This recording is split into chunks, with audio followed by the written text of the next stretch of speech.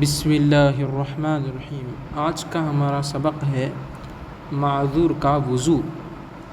معذور کہتے ہیں مجبور کو، کچھ مجبوری ہو تو اس کو معذور کہا جاتا ہے، کچھ مرض لاحق ہو گیا ہو۔ بہرحال معذور کا معنی کیا ہوگا؟ بے بس، ناچار، مجبور۔ تو معذور کا وضو، وضو میں جن اعضاء کا دھونا فرض ہے، اگر ان میں درد ہو یا کوئی عضو پھٹ گیا ہو یا اور کوئی مرض ہو جس کی وجہ سے ان پر پانی بہانا نقصان کرتا ہو، تو ایسی حالت میں ان کا دھونا ضروری نہیں، صرف ان پر مسح کر لینا چاہیے۔ اور اگر مسح بھی نقصان کرے تو یوں ہی چھوڑ دیں۔ اگر کسی عضو پر پھوڑا یا زخم ہونے یا ٹوٹ جانے یا کسی اور وجہ سے پٹی باندھی ہو تو اس کی 3 صورتیں ہیں۔ کیا کہہ رہے ہیں یہاں پہ؟ وضو میں جن اعضاء کا دھونا فرض ہے، اگر ان میں درد ہوا یا کوئی عضو جو ہے وہ پھٹ گیا یا کوئی اور مرض ہے جس کی وجہ سے ان پر پانی بہانا کیا ہے؟ نقصان ہے، تو ایسی حالت میں ان کا دھونا ضروری نہیں ہے۔ کیا کرنا چاہیے پھر؟ صرف ان پر مسح کر لینا چاہیے۔ شریعت اجازت دیتی ہے اس کی۔ اور اگر مسح بھی نقصان کرے تو پھر شریعت یہ بھی اجازت دیتی ہے کہ وہ اگر مسح بھی نقصان کر رہا ہے تو اس کو یوں ہی چھوڑ دیں، اس کو چھیڑے ہی مت۔ اتنا آسان ہو سکتا۔ اگر کسی عضو پر پھوڑا یا زخم ہونے یا ٹوٹ جانے یا کسی اور وجہ سے پٹی باندھی ہو تو اب یہاں 3 صورتیں ہیں اس کی۔ کتنی صورتیں؟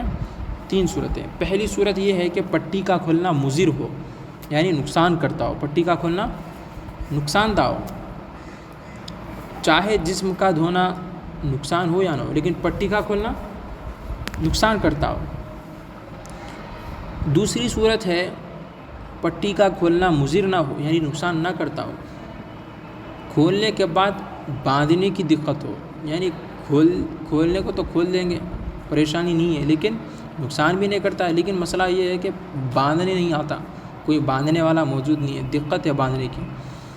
یہ ہوگی دوسری صورت۔ اب تیسری صورت ہے نہ پٹی کھولنا نقصان کرتا ہو، نہ کھولنے کے بعد باندھنے کی دقت ہو، باندھنے بھی آتا ہے اور کھولنا نقصان بھی نہیں ہے۔ یہ تیسری صورت ہے۔ پہلی صورت کیا پڑھے تھے؟ پٹی کا کھولنا نقصان ہو۔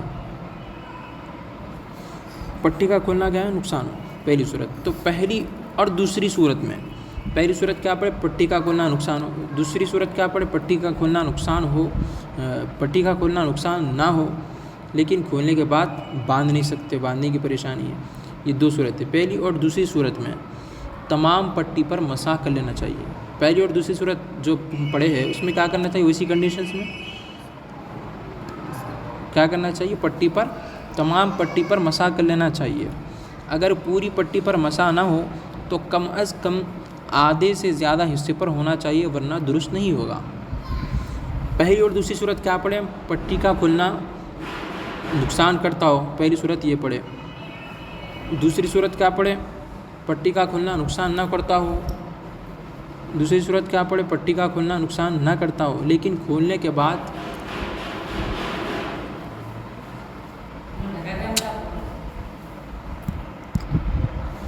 تو پہلی اور دوسری صورت جو پڑھے پٹی کا کھلنا نقصان کرتا ہو اور دوسری صورت پڑھے پٹی کا کھلنا نقصان نہ کرتا ہو لیکن کھولنے کے بعد باندھنے کی دقت ہو، پریشانی ہو، تو ان 2 صورتوں میں کیا کرنا چاہیے؟ تمام پٹی پر مسح کرنا چاہیے۔ تمام پٹی پر اگر نہیں کر سکتے ہو کم از کم آدھے سے زیادہ حصے پہ تو مسح کرنا چاہیے، ورنہ درست نہیں ہے۔ اور خواہ وہ پٹی زخم کے برابر ہو یا زخم سے زیادہ ہو، یعنی زخم جتنا ہے اس سے زیادہ آگے تک بھی پٹی بنتے نا۔ پٹی جب بنانے آپ جائیں گے تو کیا کریں گے؟ زخم سے زیادہ بھی پٹی باندھتے ہیں، تو پٹی زخم کے برابر ہو یا زخم سے زیادہ ہو تو پھر اس پر مسح کر لینا چاہیے۔ کس کنڈیشن میں؟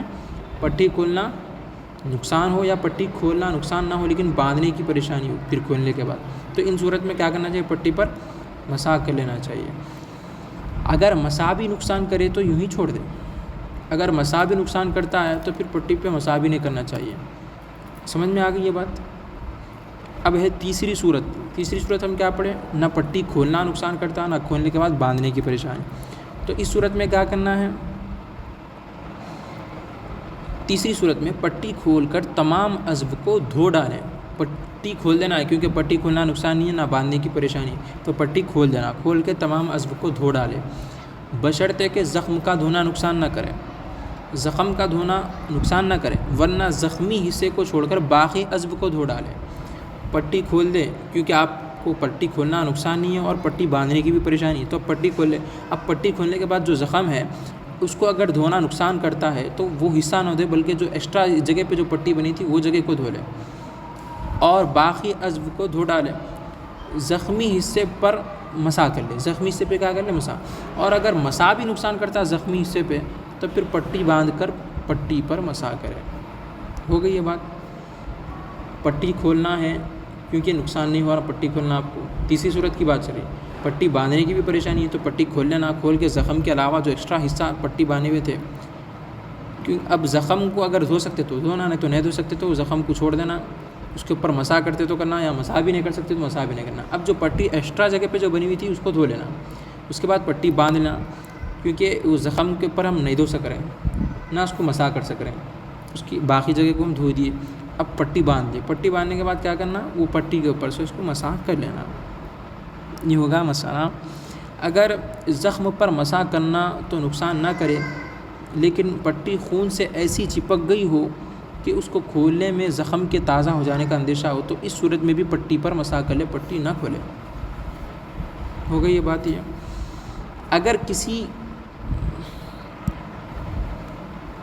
اگر کسی شخص کو کوئی ایسا مرض ہو، ایسی بیماری ہو جس میں وضو کو توڑنے والی چیزیں برابر جاتی رہتی ہو، مثال کے طور پہ کسی کو پیشاب جانے کی بیماری ہے، پیشاب کے خطرے نکلتے رہتے ہیں اس کو. اگر کسی شخص کو کوئی ایسا مرض ہو جس کے وضو کو توڑنے والی چیزیں برابر جاتی رہتی ہو، اور پیشاب کے خطرے جانا وضو کو توڑنے والی چیز ہے، تو اب یعنی کسی نماز کے پورے وقت میں اتنی مہلت نہ ملتی ہو کہ وہ اس مرض سے خالی ہو کر اس وقت کی فرض نماز ادا کر سکے.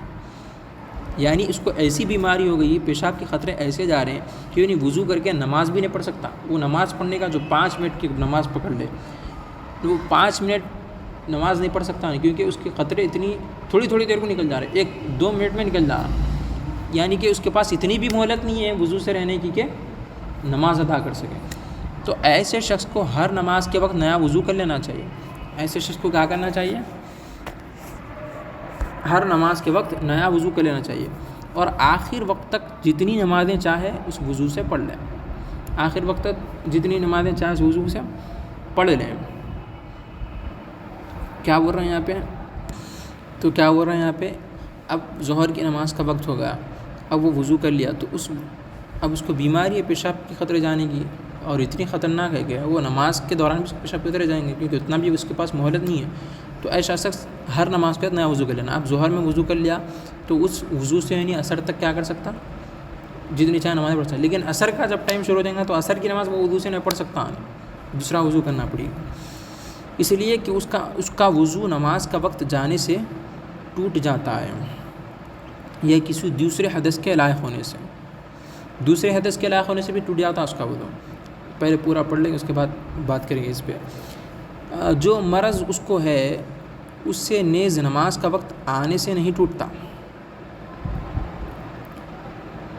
مثلا کسی ایسے شخص نے قبل زوال وضو کیا اور سوا اس مرض کے کوئی اور چیز وضو کو توڑنے والی نہیں پائی گئی تو ظہر کا وقت آنے سے وضو نہ ٹوٹے گا.